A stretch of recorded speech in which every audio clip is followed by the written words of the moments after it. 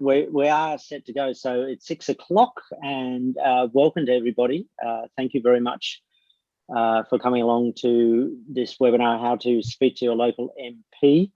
My name is Andrew Denton. I'm the founding director of Go Gentle Australia. To those who are already members or supporters of our work, thank you very much. To those who are new to this, thank you also. Hopefully it will be instructive for you. I'll start by saying that I'm speaking to you from Gadigal land, and I'd like to mark respect to the traditional owners past, present and emerging. And just to explain a few things about what's going to happen tonight. First of all, we're going through to 7 o'clock. We'd ask you please to keep your cameras and microphones off. If you wish to ask a question, we've already had a few sent in, then you'll notice that either at the bottom or the top of your screen, there's a Q&A button, and you can send a question to us, and we will try and salt those throughout this evening. I'll explain the point of this evening shortly, what we're attempting to do. So just type in a question, and if we don't get to your question, we will make an effort to answer it after the event.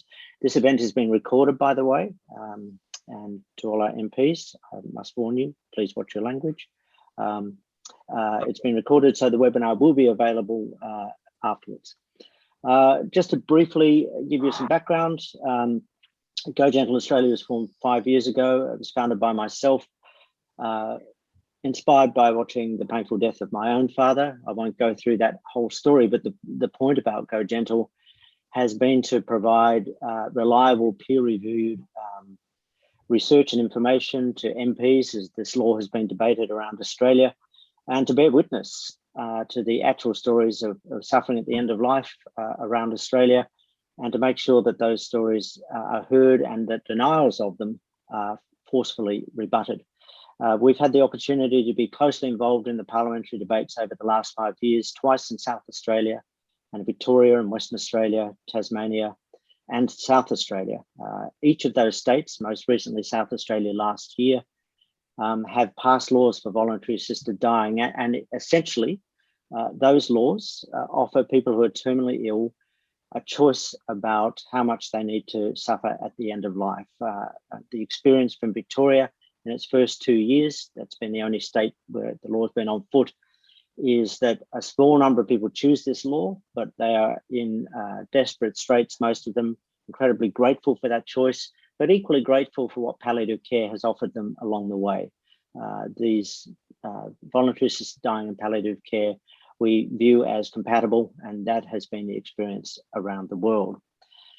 Queensland is the only state in Australia which to this point has not debated voluntary assisted dying, but that is about to change. In September, after an exhaustive process, including an 888-page report from the Queensland Law Reform Commission, Queensland's 93 MPs will be debating voluntary assisted dying. I've had the privilege, really, of speaking to literally hundreds of MPs around Australia over the last 5 years. Not all of whom support this legislation, but a couple of things have been very clear to me. One is that almost without exception, MPs approach this question with great diligence, and they really make an effort to listen to all sides of the debate, and they get absolutely swamped with people wanting to be heard. I remain deeply impressed by the level of commitment MPs make to this issue. The second is that almost without exception, in every parliamentary debate, MPs will say that they consider this to be perhaps the most profound issue they will ever be asked to address in their parliamentary careers. So however strongly you may feel about it, don't doubt for 1 second that most MPs, and most likely your local MP, also feel strongly about it. And it's heightened by the fact that it's an emotional issue. And for some MPs, it's also a very personal issue.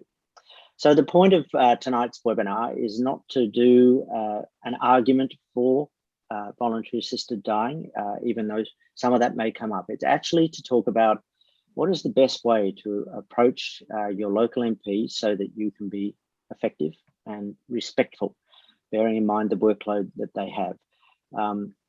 Now that 4 states have passed this law, it is to be hoped that Queensland's Parliament will do the same But these debates are lost until they're won, and they've been fierce in every state. So it is to be assumed that there is a lot of work to be done to answer MPs' legitimate questions about whether or not these laws are safe, whether or not they are necessary, whether or not they will work as intended. Obviously, we at Go Gentle believe there's a strong case for all of those things, but the point is not what we think, it's what those 93 MPs think. So helping us out tonight, and I'm really delighted that we have MPs from across the board. We have independent MP from Noosa, Sandy Bolton. Sandy, welcome to you. And I wonder if you could briefly explain your, as an MP, your connection to the issue of VAD. Yeah, thank you, Andrew. And good evening, everyone. And I'd like to acknowledge my Cubby and Gubby as well on the land on which I represent our people. I first became involved as an MP. The previous MP, of course, did annual surveys, and literally what that showed was my community were very much seeking this debate to be heard. And subsequent to that, what I did was go forward in 2018 and ask for that to happen, and have followed that along the way. So very much about, as an independent, I seek to represent all the views of my community, and especially when there is very much a huge majority are seeking, whether it be this particular debate or any debate, that's what I do. And ever since, those numbers have grown through those surveys. Thanks, Andy, and really pleased to have you here. Also delighted to welcome Rob Molhoek, who's the MP for Southport and member of the LNP. Rob, as an MP, what's your connection to this issue? Well, obviously I'm the local member here on the Gold Coast, but I'm also the Deputy Chair of the Queensland Parliament Health and Environment Committee, who've been given the responsibility to review the current legislation and then report back to the Parliament on whether the legislation is appropriate or whether it needs to be amended, or whether it should be passed for that matter. Besides that, I have some assistant shadow ministerial portfolios around drug and alcohol abuse, mental health, families and seniors. I could probably talk for an hour about all that, but I think people want to talk about voluntary assisted dying. So I'll leave it at that. All right, thanks very much, Rob. And finally, from the Labor Party, MP Aaron Harper from Thuringowa. Welcome, Aaron, and you have a strong political connection to this issue. Could you explain what that is? Well, I think if I can just spend a couple of minutes, but thanks very much for the opportunity to join everyone tonight, my fellow MPs. And I'm speaking from Townsville, which is Woolgoolga and Bindal people, and NAIDOC week just around the corner. I think it's important to acknowledge our Aboriginal and Torres Strait Islander peoples. So I come from a medical background for a start, Andrew, of 30 years, 5 years in health before I joined the ambulance in 1990. And people are trying to figure out my age. Well, keep guessing. But 3 decades in health of watching people, a lot of people in various stages of end of life, certainly impacted on me. Fast forward to 2015, being elected and going onto the health committee. I actually read your book, Go Gentle, in 2015 and gave that to the former speaker, Peter Wellington, the former independent member. And we had a close conversation about that. Personally, having lost family and colleagues to cancer, have certainly pushed my view on this, that we should alleviate suffering where it exists. 2018 became the chair of the former health committee, and we were tasked with the enormous workload of the aged care, palliative care, end-of-life care. And for the first time in Queensland, we were asked to seek the views of Queenslanders on voluntary assisted dying. We separated those reports. Just to put it in context, some 5,000 people wrote to us and provided submissions. And we went to over 40 different locations across Queensland to seek the views of people on those subjects. Now, proud to have tabled 2 reports. The aged care and palliative care report was well received. And in fact, I think $171 million in palliative care was resulted of that, because we made quite a number of recommendations in that space. But we decided to separate, or the former committee, the Voluntary Assisted Dying report, just because it had never been before the Parliament before. And we made 21 recommendations, worked closely with a lot of academics, and we included the draft Wilmot White, a couple of QUT professors, draft legislation. That went on to be tabled, and of course the government at the time last year referred it to the QLRC, who have done a substantial amount of work in their bill, which is now before our current committee. And I welcome Rob as the deputy chair. Looking forward to the next 9 weeks to finish this work, get it before the Parliament, and have the debate. It's certainly time. Thanks, Aaron. And I'd just point out that committee submissions can still be made up to close of business on Friday. That's right. Any commentary you may have about the law, whether or not you think it can be improved, or if you have commentary on it, submissions are open and are welcome. And just on that, sorry, Andrew, yep, just on that, the hearings that we're going to and the submissions we're calling for is around the bill itself. We've heard the views of Queenslanders extensively. So we really want to know about the bill and any concerns around the bill itself as drafted. Yep. Now, all polling shows that somewhere around 80% of Queenslanders support a VAD law. And so I'm assuming that most of the people who are here tonight are in that position. So the question is, what is the best way to approach MPs? And I'll start with a broad question, which is, I'd like each of you, and I'll start with you, Sandy, to give your number one tip for how to get an MP's attention to make someone like you go, yeah, I better pay attention to this. Just to be genuine, just that genuine, whether it's a telephone call or an email, not a tick and flick or what you sign on to late of the night. And it could be literally 2 lines, that genuine, as in, Sandy, I need to speak to you. I'm concerned about this. It's just to be genuine. That's good. Rob? Well, I sort of had my 5 points, but I'm happy to go with 1. 5 is fine. So a lot of correspondence that we get often comes with a sting in the tail. And so I would just say that I think it's important to address your concerns, share your story, but it's probably good to refrain from assumptions and commentary around politicians and politicians in general, and because we do get a lot of that. Probably my greatest frustration with submissions and emails that I get from people is that they often don't include their phone number. And I just feel like sometimes replying with a sort of a form email or a written response is so impersonal. And I actually had an email from someone today. In fact, I've had 40 today. I checked with my staff earlier just on this issue. And this one particular gentleman is obviously in a lot of pain. And I thought, well, I just want to ring him. And I don't want to send him an email back saying, look, I'm terribly sorry to hear about your partner. And, and look, not all politicians are bad people. But I just felt that it would be, and I managed to find his phone number anyway after a lot of searching, but make it easier for us to get back to you as well, I think is important. Because we do care and we do like to respond and have that personal contact with people.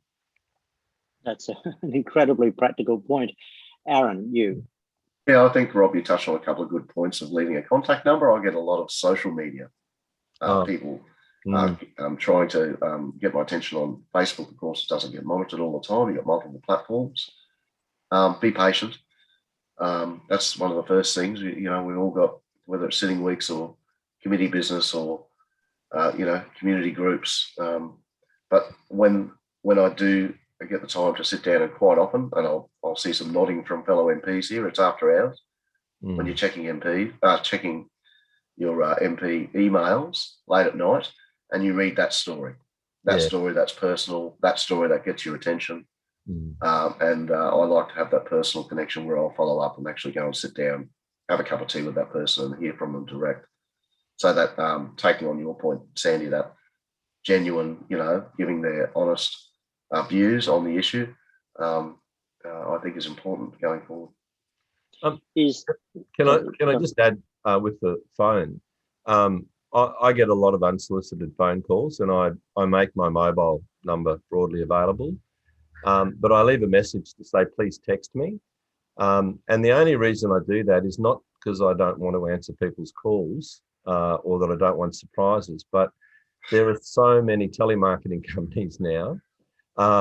And every now and then you fall for it. You think, oh, that's a mobile number. I've just been on the radio talking about something. I might just answer that one. It might be about that. And then it's someone from Melbourne trying to sell me a new energy plan or something. So, if you've got our mobile, send us a text message with your details and a short para. And then it's easy for us to get back to you. And I think most of us genuinely like to do that. So I don't think that, oh yeah, they're typical, they're just too busy, they don't want to answer my call. So someone from Melbourne trying to sell you an energy plan, it could have been Josh Frydenberg, Rob. Okay, well, we won't go there. No, we won't go there. We're staying on the subject of VAD. Just an interesting point. Is there a length of email or letter at which your eyes start to water and you go, this is too hard? Anything past the viewing screen on my email browser, typically. Yeah. If you've got a lot of detail to provide, put that down the bottom, but get to the point in the first, 2 or 3 sentences. Yeah, one pages are great. Yeah, keep it brief. Yeah. Get my attention, and we'll follow up. Because I think Sandy? the volume as well every day that you're dealing with in terms of correspondence and letters is to be succinct. It's that this is my concern, exactly what it is. In a way that's a way you can identify to be able to call back and either address the concern or follow up and find out the answers to.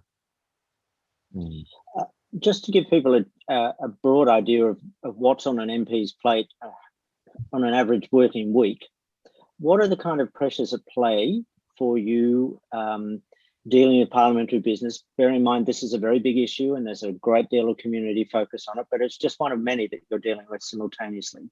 Can you give a sense, and any of you can leap in here, as to what's on your plate on an average week? Can I just kick in there? This is a bit of a different format with the Health and Environment Committee. I've never been heavily into the environment space. I am now. I'm learning a lot of stuff, but our former committee was health, disabilities, seniors, youth, women, domestic and family violence prevention.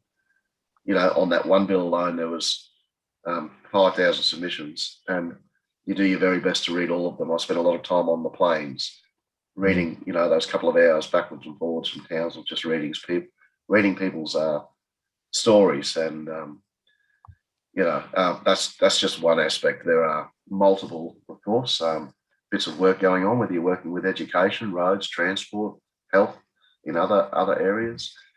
It is just a grind. It's a constant grind, but I'm sure the other two can probably add. Yeah, and I think, as Aaron said, I'm with legal affairs, so we're dealing with a lot of very traumatic situations and hearings, and the bills.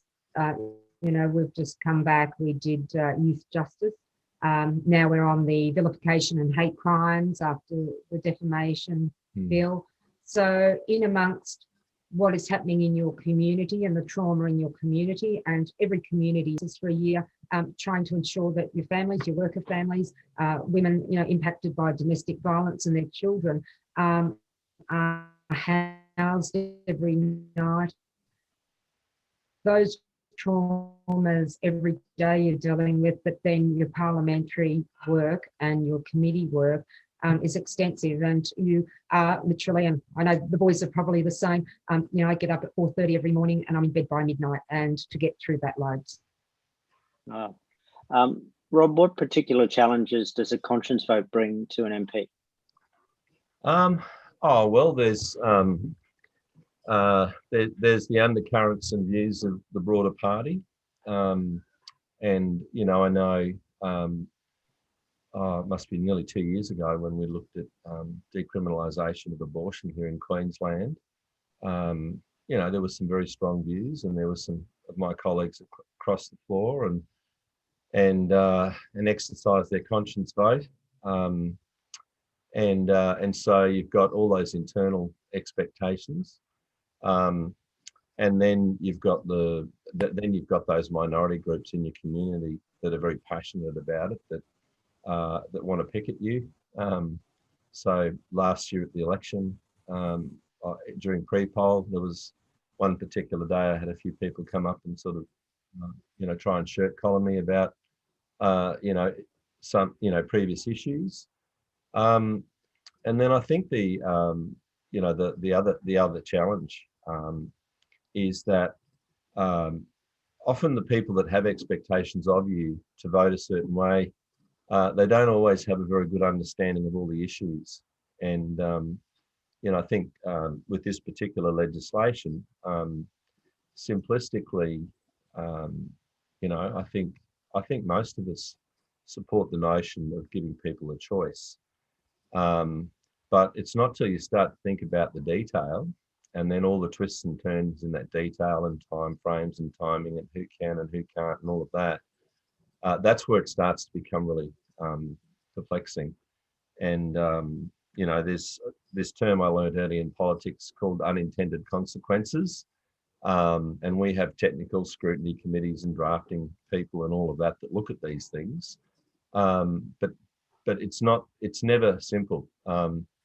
In fact, I like to, I've got a PowerPoint presentation I take out to community groups sometime called hypotheticals, and I appoint everyone as a member of parliament. I get them to vote publicly on 10 issues, and then I walk through after they've all voted. Then I sort of share with them the problems they've just created for themselves and for the community. So, and I think that's the challenge here, and I'm sure Aaron feels it, and I'm sure Sandy does. There's a real weight, there's a real burden, and a weight of responsibility, and I think more so with this bill because Queensland's a big place, and there's technical issues around this that are challenging, and I think all of us as Queensland members, and particularly Aaron being from all the way to Townsville, are very sensitive to the fact that whatever we come up with, it's got to be fair to everyone in the state. Not just the southeast. So there's some challenges there, and I think we're going to have some interesting discussion in the coming weeks, aren't we, Aaron? Oh yeah. If I can jump in there, I think Sandy needs that energy plan because she was loading in and out in Noosa. I've been to Noosa; it's beautiful. I think Rob is sort of touching on some of the technical aspects of telehealth and what we heard. No matter where we went. People wanted to stay in their communities, be it Longreach, Mount Isa, up towards the Cape. People didn't want to leave their communities; they wanted to be surrounded by loved ones and have the care provided there. So this is about equity to access, in my view, and we will continue those discussions with the bill going forward. In my own electorate, going back to the premise of the question, Andrew, on conscience vote, is that you take people with you. I spent the best part of 2020 on the phone, ringing a lot of people, 50, 55, 65 and over, and I'm talking thousands, in relation to COVID. Were they okay? Did they need people to go out and do essential shopping for them, medications, etc.? But I used that opportunity to explore their views on this voluntary assisted dying legislation, and our report had been tabled, and the overwhelming percentile, and I'm talking 99.9, were yes, give people choice. And then I also ran a Facebook poll, if you like, in my electorate, which was over 1,000 people in 24 hours, which was incredible. So it's about taking people with you. In my view, when I stand up, I might have my personal view, but I want to reflect the views of the people that I've been to and heard. And there were a couple of people up here that held forums before COVID, during our work, where a couple of hundred people turned up. And it was, again, that overwhelming yes, allow people choice at the end of life. So, you know, I think if you're connected to your community, you'll do those things and stand up and speak on behalf of your community. Speaking of connected, I think we're having issues with Sandy, but hopefully she'll rejoin us. Some people, many people, I think, feel potentially intimidated by approaching their local MP. Should they feel intimidated, and and what is the best way for them to feel comfortable about making an approach? Aaron? I was going to go to Rob first. I just finished speaking. There you go. Mate, oh, look, I've got an open book, an open door. It doesn't matter what the subject is, but particularly with these, when don't be afraid to come up and actually have a conversation. We're all human. We've all, as I shared earlier, had our own experiences. Yeah, I like to invest in a cup of tea out the back and sit down with someone and actually spend that time, that quality time, hearing their deeply personal stories, often shared with you with a degree of emotion. That's okay. You know, we want to hear that. We need to hear that. So again, we can reflect those views when the time comes to debate it. So don't ever be afraid to, you know, walk into someone's office, and if we're there, that's great. Sometimes we're not there. Sometimes we're 1,400 k's away. Yeah. Either way, up at the Cape or down in Brisbane. So, but I'll always take the time to, if someone's upset, and I've said that to my staff, it's like a triage service. Maybe it's the old Ambo coming out of me, I'm not sure. But, you know, stop what we're doing. Let's get this person inside and have a conversation. Rob, that's not always possible, obviously, because of travel and other commitments. So your staff are an important part of your capacity to respond to your electorate. What's the best way for people to approach your team if they can't reach you directly? Obviously, email is probably the most current, you know, form of communicating. I actually make my personal email and my office email available, so I tend to get them both ways. Like Aaron, though, I'm partial to a cuppa. I try and spend at least 2 or 3 mornings a month where I'm just, you know, available at a coffee shop somewhere for people to come and just drop in. And at least once a month, I set up a tent in the park and I just sit out on a Saturday morning for 3 or 4 hours, and with an open invitation to the community, we email all the people we've got contact details for, and we put some signs up. And last Saturday, I had about 20 or 30 people come to see me. Actually, surprisingly, none of them raised voluntary assisted dying, which I sort of was half expecting. And then the other thing we do is we do a lot of community surveys, and I've been doing them now since I was elected in 2012. And one of the issues I've canvassed for the best part of 10 years has been voluntary assisted dying. And it's certainly well over 70% have said, you know, simplistically, yeah, look, we support that as a choice. We're actually sending out another survey to every household in the electorate in about a week's time. But we're going into a lot more detail. We're sort of asking people, you know, what's their view? What are their concerns? What are the things they'd like to see the legislation, you know, include? But look, I'm I think I'm one of the easiest politicians to find on the internet. So send me a text, send me an email. You know, by all means, ring my mobile, but then send a text message, because I won't answer if I don't recognise the number.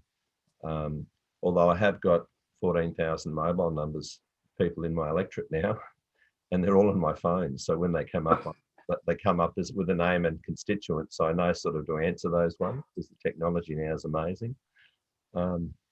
Actually, back when you were in radio, I think, Andrew, that my first mobile phone, you could store 9 numbers in it. Now you can store the whole electorate. Yeah, exactly. So that's how far. I know you boys are talking about advancement of technology, but sadly I keep dropping in and out, because as soon as a storm comes anywhere near the satellite, and the good old technology fails. So my apologies. It's just one of the gremlins of telecommunications. Yes, it was future-proof, but not for this bit of the future, unfortunately. Sandy, there are different ways people can approach. Obviously, Aaron and Rob have talked about emails. are handwritten letters, I've always been told by MPs that a handwritten letter is considered to speak for at least half a dozen people. It's considered to be the equivalent of 6 votes. Is that how you see it? Oh, I just think that, as I said at the beginning, a genuine, whether it's when you say handwritten, but an email or a letter that's straight from the heart and is respectful and is saying what it is that they are really from themselves, not from something they've heard or what's off Facebook, but their own genuine experience. And that speaks volumes. I won't give a number to it, but what I will say is it is so much. If something means so much, you will take that time to spend, 5 minutes just to write that letter, email, handwrite it, however it may be.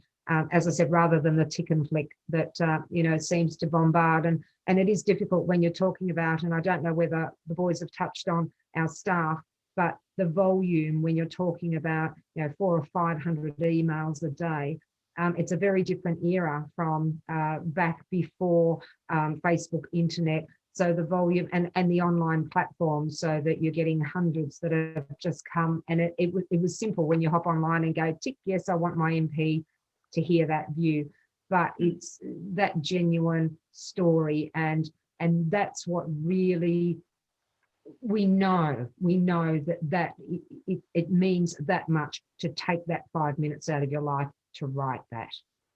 And very quickly, is a form letter writing campaign, is that very easy for you guys to spot, and is it something that tends to go into the bin or onto the spike?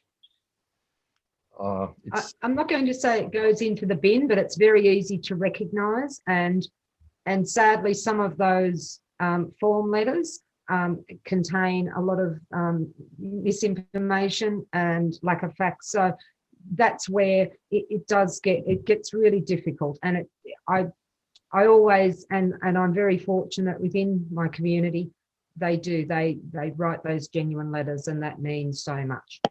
Mm. Look, our committee's dealt with this in the previous term with the former termination of pregnancy bill, and that was considered as one submission. Often the minority makes the most noise, but a signature online, that's not telling the story. That's compared to the thousands of people that wrote to us.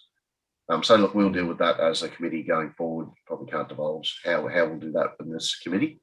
But the former stuff, the former table reports in our bad hearings and inquiry is public, and it was dealt with and agreed to be dealt with as one in a tripartisan committee, if you like. Yeah. Andrew, one of the things that we tend to do in our office with the form letters, because sometimes you get thousands, we'll often match them against the electoral roll for our electorate, and we try and weed out obviously the ones that have been more personally written, and we also try and identify those that have actually come from people within our electorate. And, the rest tend to end up in a folder where we may count them to see, well, how many have we received? And sometimes they can be in the thousands, but we tend to be very much on the lookout for, even though it might be a form letter, if there were 300 from people within our electorate, well then that sends a very strong message to us. So I wouldn't rule them out completely in terms of the validity, but we do get a lot of stuff that just gets sent to every single member of parliament and every level of government around Australia, and so you just can't respond to all of that, unfortunately. Sandy, you mentioned before the number of emails you get. Question here from an anonymous attendee. Sometimes when you call an MP's office, you only get to speak to a staffer. Do staffers actually pass on those conversations to you? Can we have confidence that that happens? Yes, and I'm sure within the other electoral offices, we have a system, which is a customer relation management. So every call that comes in, it's actually logged with the details. staff will always either during the day or, send through to me ones that would like to talk to me. And I think, even, and Aaron mentioned the termination of pregnancy bill. I actually had to do a trip at that time, and I would get up at 2 a.m. and until I had to get on the road again in the morning to ring back to Australia and make sure that every single person that wanted to speak to me personally, that I got to speak to. So it's all recorded, and at the end of the week, even if they didn't want to speak with me, but the content, as in to analyse what the majority of calls or concerns. So and I do, anyone that rings my office and says, look, I really need to talk to Sandy, if it's something they can help with, they will try to. But if they go, no, really want to speak to her, absolutely, that's what happens. Aaron, there's another question here. How do you feel about groups coming to see you? Safety in numbers, is that okay, or do you feel a bit ambushed? No, totally comfortable with groups. The more the merrier, I say. You get to hear a broad range of views on the issue. So you might not get into that deeply personal side where people might feel they can't express, some of the detail in a group, but I've got no problems with that. But I wanted to raise something with you, Andrew. My electorate's being contacted by people from either electorates either side of me, which is Katter country. So Charters Towers, Hughenden, out to Mount Isa, and Hinchinbrook to the north. And I think that particular party has formed a position on this, and these people are really frustrated that their members are not formed a position of no, and are reaching out to me, and I'm like, I don't actually know what to say to them. It's pleasing that they've come and reached out to me to express that for all the work that's happening. But it's a really difficult one to answer. I don't know if the others have had that experience. That's a very interesting question, Rob.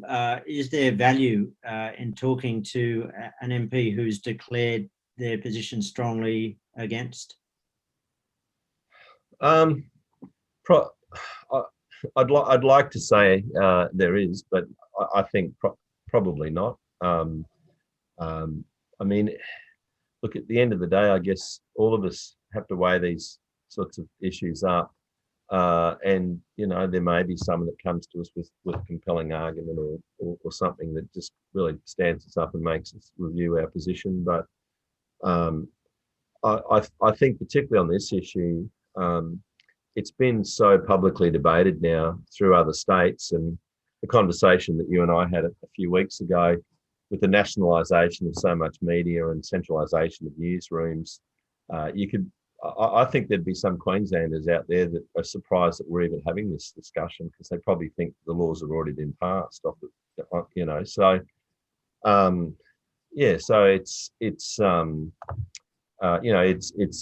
it's challenging in that space to sort of swing people's views around. But I think I actually brought the bag in to show you. That's all the reading material that I've received on this just in the last month on this issue. And one of the debates I've had with my office staff is, do I need to read all this material, or should I just be listening to all the new submissions that come in and not worry about all the historical data? Because you just go into a head spin over it. And I think when you boil it down, there's a few fairly simple issues. It's, and concerns. It's around palliative care. It's around the I can't remember the word Aaron used before. I always forget it, but the Commonwealth carriage law. Yeah, the carriage laws. And then there's just that whole issue of equity in such a huge state. And I think the other concern I've got too is I think people's expectations may not match what the legislation is actually about. And I think that's an important point. The legislation is actually about providing people who've been told they're terminally ill and got, fairly short time to live. It's about providing them with some choice. But what I hear from people, even in my own electorate, is that there's a lot of older people or really unwell people who don't have terminal diseases, but are just perhaps not happy with their life or the circumstances, or they feel they've lived a good life and they just, feel like they're being unnecessarily or whatever kept alive. And I think some of those people may be disappointed that this legislation actually doesn't deal with some of those choices. So, and that's a whole other discussion. But if anything, I'd like to sort of communicate clearly, to my electorate and through this process. So I really want people to understand what this legislation's about. That's a really interesting point. I'll come to that, back to that in 1 second. A New South Wales MP made the point about approaching an MP who's declared themselves strongly against, that it doesn't hurt nonetheless to approach them with your view, even though you're not going to change their mind, because it may moderate their ferocity in the parliamentary debate when they realise that perhaps they're out of step with their community. Yeah, and look, Andrew, can I just add something in there? And I suppose, as I started off, I believe my role is not to take my viewpoint forward. It's about taking the viewpoint of my community. And I will have this somewhere in my speech, and I've brought it up before. This whole notion of a conscience vote, and I think and I do have people come to me from other communities asking how to approach their MPs who have stated their position, to actually just say to them, look, it really isn't about your conscience. It's not your right. You're representing all of us, and it's important that you take that forward. And I think that is really relevant in any of these, is that a conscience vote shouldn't be the conscience of the MP. It should be on behalf of the community. And whereas no MPs had different views. I'm just going to push forward a bit because there are a few questions coming through. Very practical one from Linda Locke. If a person does want a face-to-face chat with an MP, is it best to make an appointment rather than just rock up at the MP's office? Aaron, I'll start with you. Yeah, make an appointment. So much easier. I don't have any control of my diary. My staff do. Yeah, same. And to go to your, sorry, Sandy, go on. We're often everywhere, so the appointment's necessary. And to go to your point, Rob, about people not necessarily being fully educated about the legislation, is it better that people have done their homework, not only about the legislation, but some about the MP as well, so they know what the MP may have said on this issue? Yeah, I think so. I mean, there's an old saying, information's power. So, the better informed you are, both about who you're going to see and the issues at hand. Yeah, I think that's just good sense. There's a question here from an anonymous attendee. I'll start with you, Sandy. How much influence do you have as MPs and other MPs, especially those in neighbouring seats? And should we be looking further afield in our correspondence beyond our own representative? Yeah, which I guess you could translate that to, do you tend to listen to stuff that comes from constituents who aren't your constituents? Well, we have to give priority to our constituents, but as an independent MP, I do have, people come from all across Queensland, often because they either, they'll give their various reasons.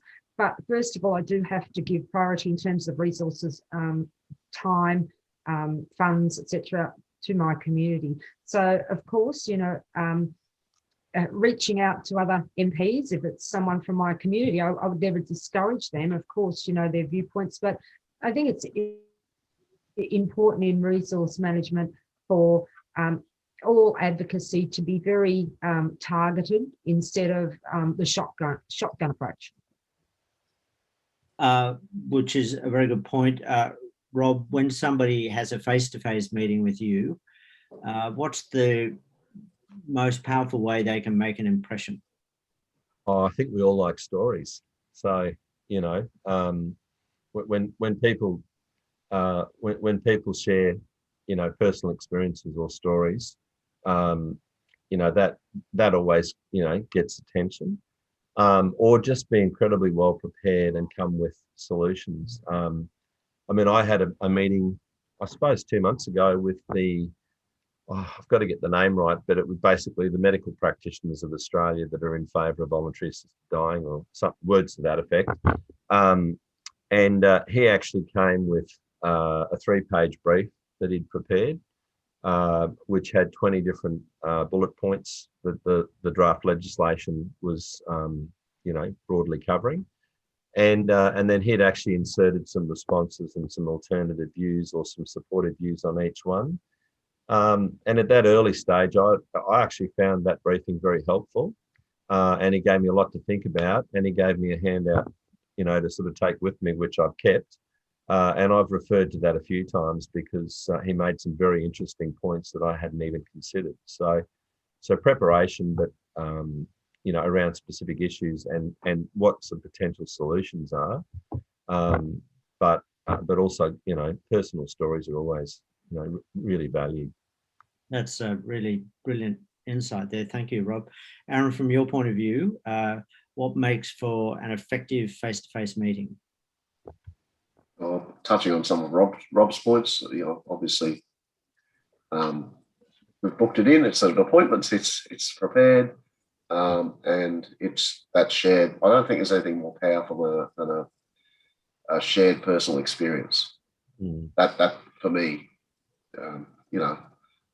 gets into my head.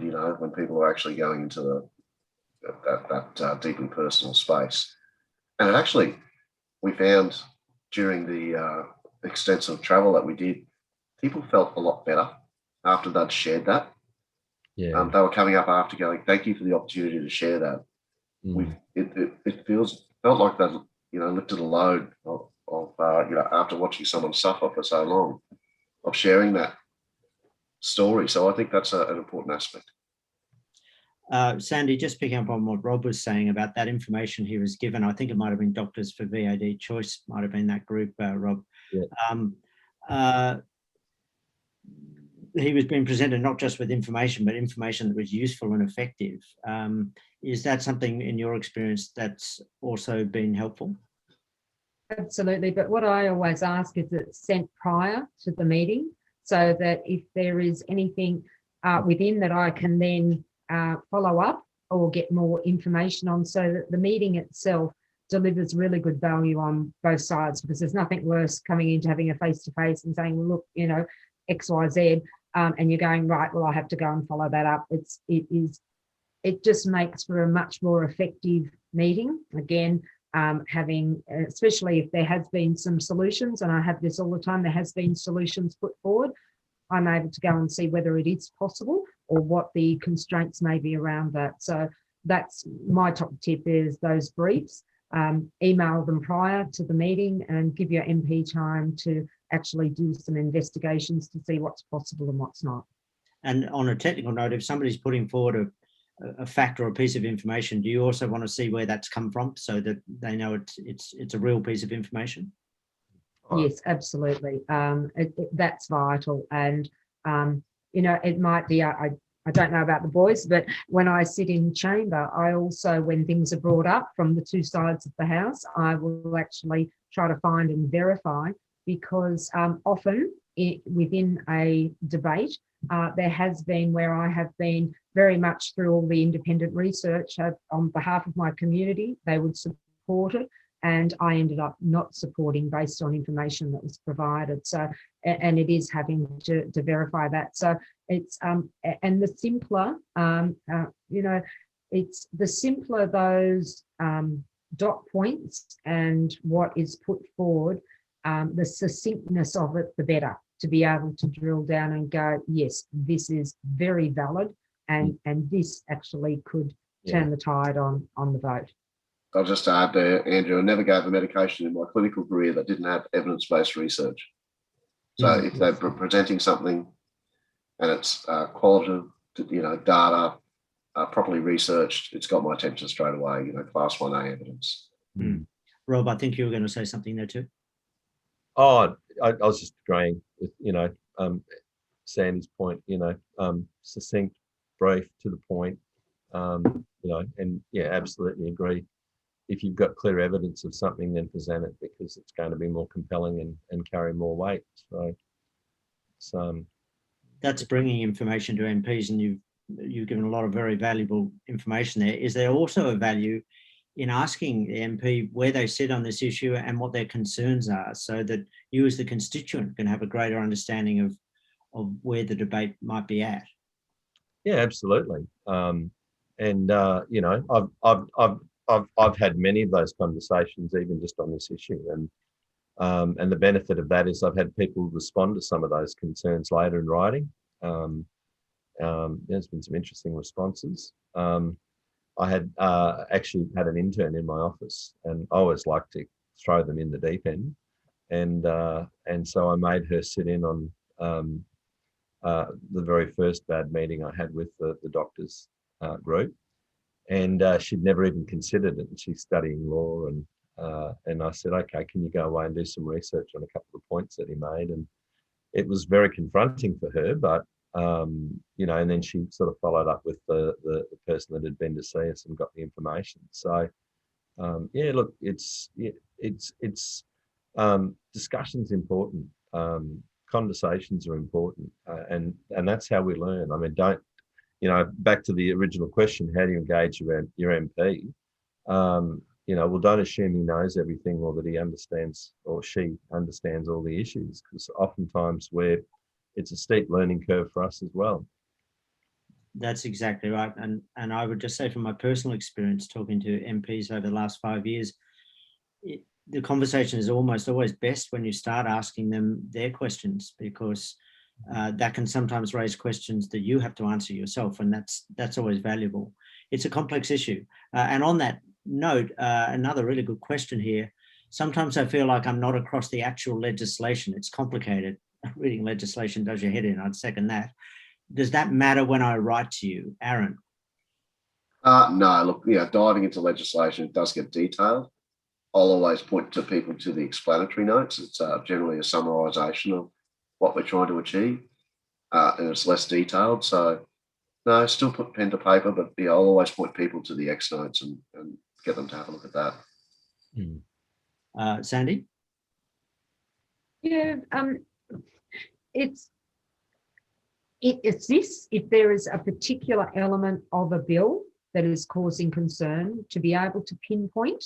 But if somebody, and the majority of, you know, residents that come to me, they haven't read the explanatory notes or the bill, they just want to talk about their personal experience, their thoughts on the importance, even if they aren't in supportive of the bill or whatever the issue is, they're supportive on the broader realm about choice and about because of compassionate or humanity grounds. So they want to express their concerns, but they also want to express that on behalf of those they've encountered, it could be neighbours, friends, family, to say, well, this is something I wouldn't do and I wouldn't support it. However, I support you supporting it on behalf of those. So it's, and they don't need to read the bill to share their thoughts on that. Rob, another question here. How many times do you want to hear from individual constituents? Should we follow up with our messages, or is once enough? Look, I think the initial contact's important. And then if you've had a meeting or you've had a response, I think it's okay to respond again. I guess what none of us want is to end up in an email war with someone arguing points where you're going backwards and forwards, and there's you know 4, 5 or 6 or dozens of emails going backwards and forwards, and that does happen, not often, but that does happen. The other thing I was just going to say, you know, about the approach to members, if you don't have all the detail, I think it's just important to try and be a little bit conciliatory in the way you approach your local MP. One of the emails I got today, and I won't read it and divulge who it's from, but one of the lines was, "Politicians are cruel. Please pass this on to higher places." You know, I just don't understand what life is about. And it's sort of like, it's quite difficult to sort of respond to that. But I'm assuming this person's just very angry and hurting, and that's one of the emails where I'd rather than get into an email war, I'd rather ring him and have a chat. He probably just needs someone to talk to. And I think everyone on all sides of this argument or debate would agree this is an emotionally charged issue. And a law can't be constructed on emotion, so that needs to be understood. And you've touched on something very interesting, Rob, which is it's a bit like the castle, the vibe. What is the right tone of conversation, be it in correspondence or be it in person, when talking to an MP? Aaron, what are your thoughts on that? Oh, honest and upfront, genuine. People come to an electorate office frustrated, angry, with a complaint around a particular agency or whatever. But on this issue, it's different. We have to be respectful of there are divergent views here, and I'll always listen to those that might have a different view. But when you put it in context of the work that's been done over the last couple of years, I've formed a position on my electorate after hearing from them. So, be respectful, allow them to have their views. This is going to go before the Parliament. At the end of the day, 93 MPs are going to stand up on this issue, have the debate, and hopefully, in that spirit of a conscious vote, speak on behalf of their electorates. Yeah, and in that spirit, again, it's fabulous we have people here from both major parties. And Absolutely. I really appreciate it. Rob's not a bad guy either, so. Feelings mutual, Aaron. Thanks, mate. We're getting a unity ticket here. I'm loving it. Sandy, in terms of the tone of people that come to visit you, what works, what doesn't? Oh, I think it's just important, and it doesn't matter whether someone's coming to an MP or whether they're having a discussion in the street. There is diverse viewpoints. It's important to be respectful. Sending an email in capital letters, yelling at an MP. Our job is to assist and help our constituents and represent. Being abusive and yelling and angry isn't going to get a better outcome or the outcome you're seeking. And it's looking at this as somebody that went into a job and regardless of what anyone thinks, not a lot of people put their hand up to be an MP.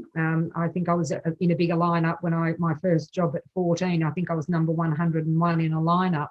When you go to an election, you might only have eight or nine candidates. So this is a person in my community that loves their community that much that they will put their lives aside to represent diverse viewpoints. And it's just to talk to your MP like you would to one of your family members and just say, hey, this is what's worrying me, or this is what's happening. Can you help me out? Or can we sit down? And I think that's it. It's we're all, we all live in a community together. And MPs, every MP I've met, they love their community with a passion and will do everything they can for them. So it's don't have to be, angry or yell, to sit down and talk as if you would to a family member. We're going to have to wrap very shortly. There's two questions come through late, which are connected, and I think they're important. What would you say to someone who might be intimidated talking to an MP, but who has an important story to tell? I have no idea about the process. Can I just tell my story? Is that enough, Aaron, quickly? Yes, I've got a family. We're all human. We're all just like you. Yeah. Sit around the kitchen table, have to tell a story. Yeah. And I would second that from my experience of looking at MPs dealing with this. Yes, they want to hear that story. The second question, which is just back to the practical stuff, Rob, who to call, how long to wait between phone calls, emails, what's the step-by-step process that is most effective to get in touch with your MP? Look, I think in this day and age, it's probably email because there's a record of it, and if it's well crafted and to the point, and there's a phone number that you can call back on, that's probably the most effective form. The challenge, of course, with ringing the office is that sometimes offices can be unattended or they can be busy on the phone, and it can get frustrating. But I would encourage people to send me a text message and an email. The details are all there on the internet. And it might take me a day or two to get back, but I usually try and get back to people pretty quickly. So. We are going to have to wrap on a practical level. First of all, if we haven't got to your question, we will find a way to answer it, and we can put it to the 3 MPs after this webinar. Secondly, if you're having trouble finding your local MPs, sometimes there's confusion between state and federal MPs. We have an MP lookup tool on the Go Gentle website. We can help you with that. We can also supply you with information about the legislation and a basic understanding of the facts if you require that. We are setting up a thing called the Queensland for VAD Alliance, and Frankie Bennett, who organised this webinar, can send you information about that as well. So basically, we're here to support MPs and to support you in this connection. But this is probably a once-in-a-generation opportunity for Queensland, and I hope what the 3 MPs have told you tonight has helped give you an understanding, not just about how to go about it, but that you can. And I have certainly seen, I can say this, the MPs probably won't say it of themselves, it's emotionally a very difficult job, not just this issue, but across the board. There's a great emotional cost to it. And the more human you are in the way you deal with MPs, the more you see them as human beings, not just politicians, the more effective I think your communication is going to be. So as I said, this has been recorded. It will be available online. If you have further questions, you do know where to reach us. Rob, Aaron, Sandy, thank you so much for your time tonight. Really appreciate it. Thanks, Andrew. Thank It's a pleasure. Andrew. Thanks, everyone, for listening. Yeah. You Bye-bye. all. And those of you who are in lockdown, best of luck with it. As we like to say here in the Go Gentle office, onwards and sideways. Thanks very much. Thank See you, you. everyone. Good Bye-bye. night, everyone. Good night. Good night, Aaron. Good night, night. Rob. Andrew, thank you. Brady Bunch, good night. It is the Brady night. Bunch. See ya.